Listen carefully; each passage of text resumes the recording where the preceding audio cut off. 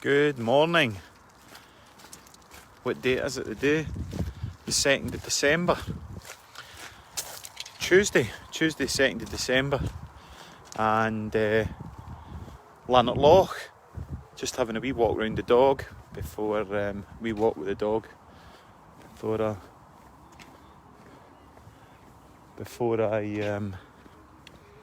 I start at 10:30. And it's hard to believe. It's hard to believe this is where I get challenged to do my vlogs back in April, and just at the beginning of lockdown, I think.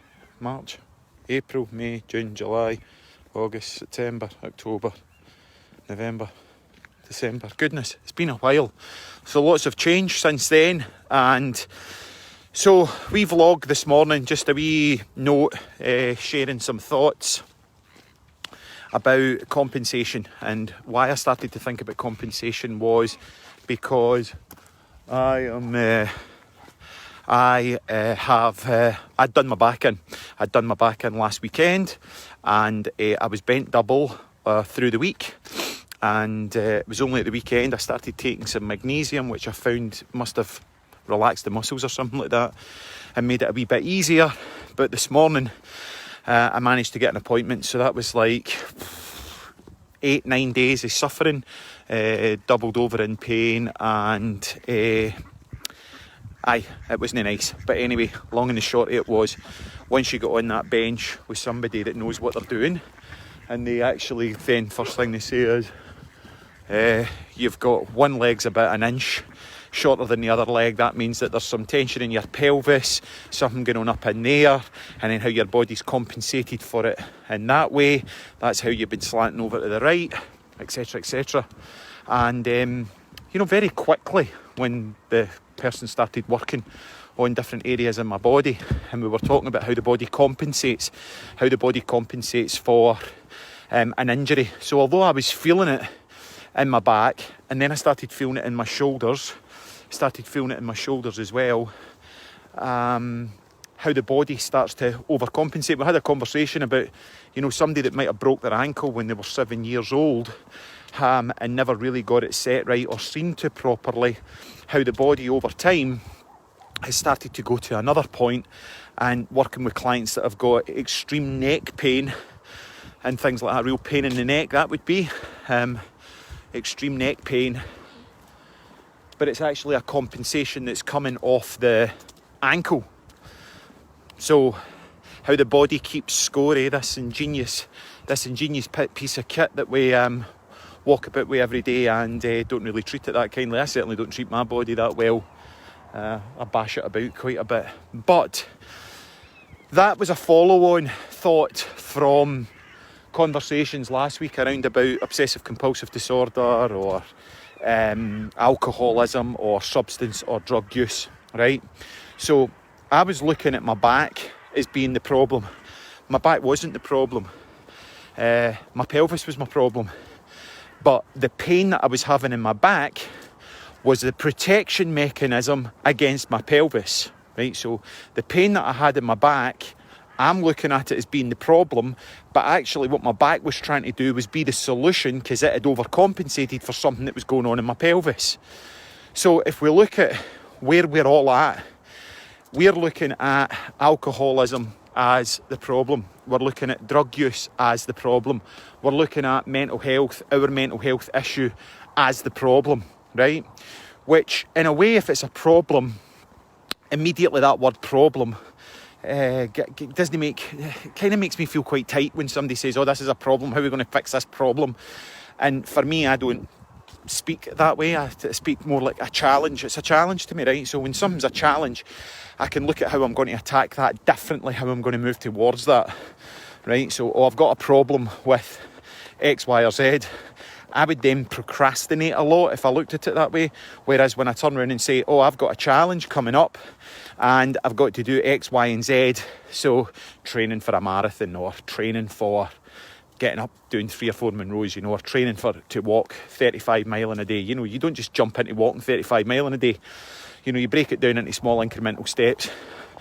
And and celebrate the small achievements. I'm looking at a wee dog that looks like Ralph across the loch here. That's beautiful.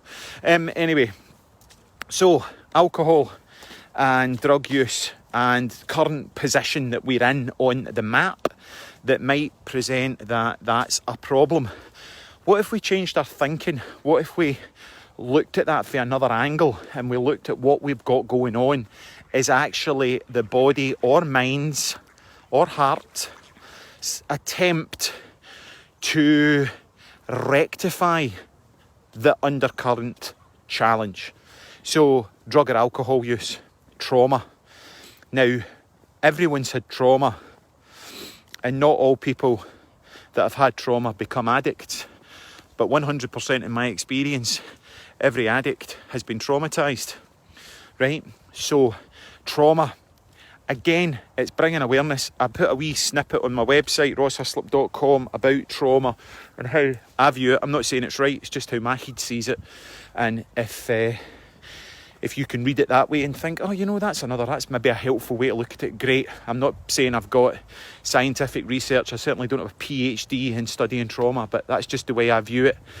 Is we think of trauma, we immediately think of a tsunami, or the house get blown up, or 9/11. That was a trauma. That was a trauma to not just a nation of people, but to the world of people. And, you know, when you say trauma, you think it's got to be a big deal. For a child, moving house, that's a big deal, right? For a child, losing a pet, that's a big deal. For a child, losing a grandparent, that Sunday love, where you might see your granny on a Sunday. That was me giving a bit of an insight into my life, but, you know, you would spend a Sunday at your granny's and you would have that granny time and blah, blah, blah, and that gran or grandpa is a large part of your life. And then that grandparent might pass away, move away, you might move country. That's a trauma. So it's like trauma doesn't have to be seen as some calamity, some tsunami that happens in your life. It can be a very small and seemingly insignificant event to an adult, but the child, it's huge. And just because we're going along at this speed, like I jump about and change my train of thought quite a bit, but I've got a pal, Lewis, right, and him and I are both training in mountain leadership, and I ask him to explain something to me, and he explains it at like 300 mile an hour, right? He explains it really fast, and I don't get it. I don't get it that way at all. That doesn't work for me, right? And but I need to be described differently. Now, there's nothing wrong with his skills and there's nothing wrong with my ability. It's just the way that he is explaining it at light speed, because his brain processes information really fast. I can't get that, right? So we as parents are going along at our speed and our subjective experience of reality, and then children are going along at their speed and their subjective experience of reality. And we don't really think it's such a big deal moving house. But we don't give a thought for the children that are involved. Divorce. Huge trauma in children's lives. Children living separated from parents. And I completely get that for some children, it's the better of two evils, if you like, being brought up in a single parent family than living in the destruction and fear that perhaps they would have been brought up in having to live with that other person. But so trauma, so for me, and I used to say, I said this years and years ago, you know, got ridiculed for saying it then, but now Russell Brand says it, it's trendy, right? Marijuana is not a gateway drug. Trauma is. So I think I first documented that about 7 or 8 years ago, and first started speaking about that. But of course you were poo-pooed and booed, and I like rubbish, but when somebody famous says it, but that's what we do. We listen to people that are in, or we believe that are in, a certain sense of authority. Now, perhaps some of that truth that's coming to that authority isn't necessarily apt, but that's where we do our own investigation, where we do our own research into it. Now, if you're looking at your drug or alcohol, or indeed mental health condition, or indeed call it OCD, or call it anything at all, right? ADHD, anything at all that you might be experiencing. I'm not saying I'm right, and I'm not laying this down as the law. What I am suggesting is that you perhaps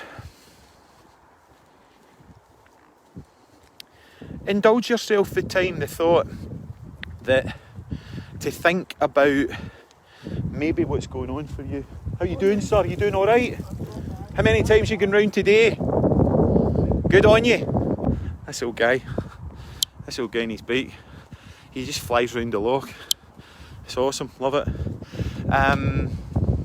So how we compensate, started off with this wee short vlog to see if it can encourage people to think a little bit differently about how they're thinking, is that perhaps whatever it is that you've got going on in your life, and I could even put that to overeating or obsessive thoughts or anything that's got a compulsion towards it, could be overeating, over shopping, giving yourself away in relationships, overcompensating in relationships. Maybe the belief system is that you're no lovable, so what you do is you put on this highly lovable personality that nobody can keep up. You know, it takes a lot of fuel to keep that personality burning.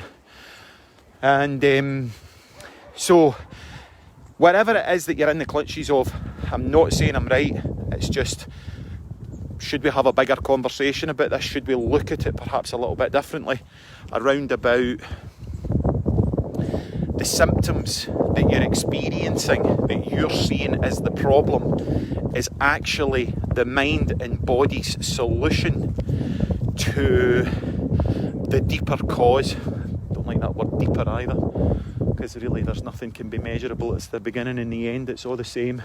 The ego likes to say, oh, I had this really deep experience, or I had this really deep, it was so deep, this deep experience, whereas that's in linear time, isn't it? That's the ego. The source of all is not measurable or indeed quantifiable. So taking the word deep out, it's to look at it and think about it differently, from another angle on the same continuum.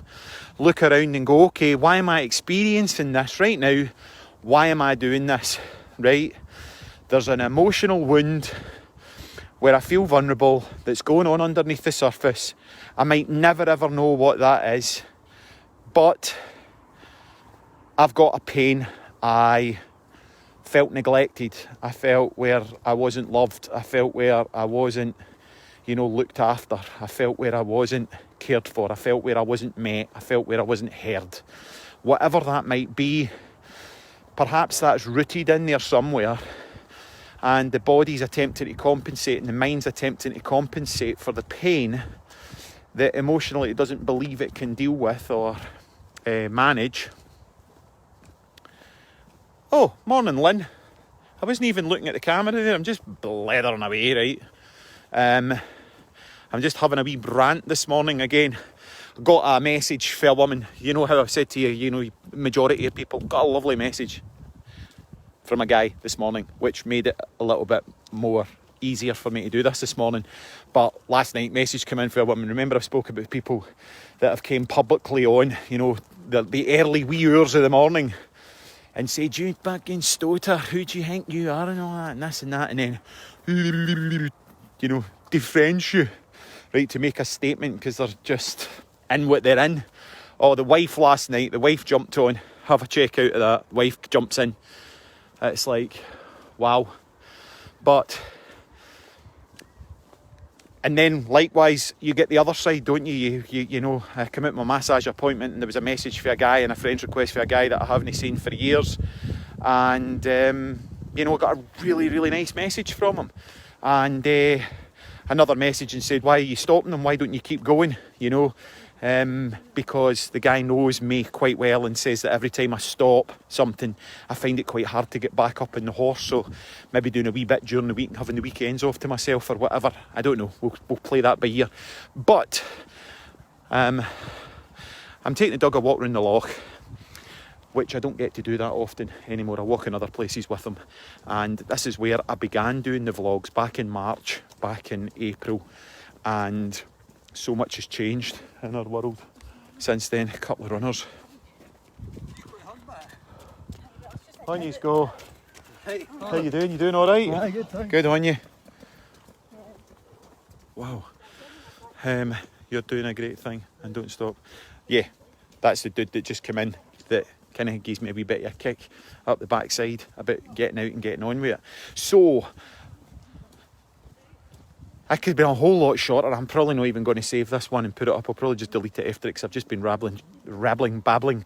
But my encouragement would be that whatever it is that you're focusing on as being the problem might not be the problem. That might actually be the solution to the cause, the symptom to the cause. Explore. And you know what? Sometimes you've just got to say, I don't know, right? I don't know why I'm acting this way or being like this, but is it... Hiya, how you doing? Doing all right? Sorry, we're trying. Don't try. You look as if you're doing more than trying. Look as if you're right about it. It's a guy that's sitting on his couch watching Netflix that isn't trying. Have a great day. So, yeah, perhaps when we're focusing on that problem and we're focusing on it so intently, we give it power, and then it, like a flame, it just engulfs us. Sound effects and everything. Steven Spielberg this morning. And maybe just don't look at it. Don't look at the problem.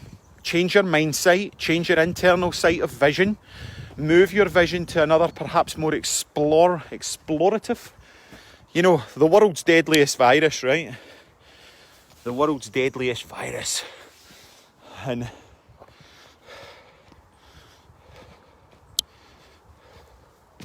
the world's deadliest virus, and now there's no any secure bins for them. There's bins for where I put my dog poo, but there's no bins for the world's deadliest virus, mask carrying, germ catching things. I find that bizarre. I find a lot of bizarre about what's going on right now, but if I focus on that, then that will distract me away from what I need to do. And what I need to do is feed myself, eat myself, and keep myself safe and keep myself focused. And if I don't have any time for any other people in that, and it just means that I can do it for me in my bubble, then that's what it needs to be. Because at the end of the day, people can love you and care about you, but it falls back on you. And one last thing before I finish my walk where I started it from. I've been thinking a lot about people and myself. I used to do this all the time, especially when I used to smoke dope. Less so when I drank, but when I used to smoke dope and I used to get a bit of a hard time for it, it was like, oh, you know, I'm just doing it in the house and I don't hurt anybody. I'm not hurting anybody with what I'm doing. How many people with alcohol and drug addictions have I heard, I'm not hurting anybody? You know, I'm not hurting anybody. I'm not stealing for it. I'm not asking anybody else to help me out with my drug or alcohol addiction. You know, I'm not hurting anybody else. You are actually. We are hurting people with our behaviour, with the way that we're acting, with the way that we might be isolating or not communicating effectively or not loving each other the way that we're meant to. We absolutely are. We have a huge impact on those around us. Now, if we do have family, most people have got friends. Not everyone's sitting using drugs and alcohol and they've not got anybody. People worry about us. People care about us. And I find that statement that since Frank and I spoke about it a week or so ago, it's just, and then you see it more, you hear people saying more about it, but you're causing more of an effect on the NHS. You're going to have a bigger impact in the NHS if they've got to cut your lungs out and, you know, give you transplants, or, you know, everybody's walking about in eggshells because you're crabbit and you're not really wanting to communicate with the rest of the family. And we've all been there, right? This isn't coming for a hierarchical position. I'm not coming for an ivory tower. How are you, my love? You alright? Good on you. is, you know, been there, done that. Is it helpful? No. Was I a knob? Yes. Can I rectify that? Yes. You know, done my 4s, 5s and 6 steps, done my apologies. Some people don't want to hear them. That's fine, that's okay. I've done my bit. They want to keep the animosity up and this, you know, show or bravado of, then that's up to them. But they can keep drinking their poison, because I ain't going to die, because I'm living my life now, and likewise I've let go of my resentments that I ain't drinking any poison. If I was drinking poison, would I be able to run up the side of the mountains? No. So the minute that you give something back, the minute that you give something up, you get something back. So back to where I began with this, my pelvis. Women worked on me this morning, gave me a massive amount of relief. What have I got back? I've got a spring in my step back. I came in there and very quickly hoovered up before I took the dog out for a walk. I've not been able to hoover all week. You get something back when you let something go. Whatever it is that you're holding on to though, even if it's painful, you might be holding on to it to give you some kind of validation, to give you some kind of excuse for being a knob or being who you are and expecting the world to give you a living. We are moving into really amazing times, you know, absolutely fantastic times. And do you want to move into the times very, very rigid? And very, very, I'm not speaking to MD and I'm in a bad mood and everybody needs to know I'm in a bad mood and I'm out my nut and, you know, dad's in a bad space right now, mum's in a bad space right now, just let her be. She's not hurting anybody else. We're all sitting as if we're on eggshells right enough, but... Or do you want to be flexible? Do you want to be able to move fluidly and gravitate into new ways of being? Right, so I can hear motocross in the distance.